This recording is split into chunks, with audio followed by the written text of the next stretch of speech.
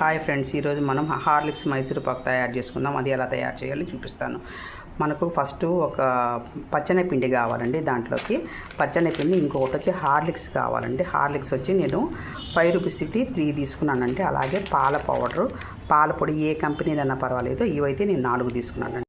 Water కూడా అంటే మనము 1.5 గ్లాసు వాటర్ పోసుకుంటున్నాను. మనం తీసుకున్న 3 గ్లాసుల నెయ్యిని కానీ 1 గ్లాస్ మాత్రం పిండిలో వేసుకొని ఇలా కలుపుకోండి. చూడండి, మనకు పాకం అయితే నిలబడుతుంది, పాకం అయితే వచ్చేసింది. ఇప్పుడు మనం పిండి వేసేసుకుందామండి.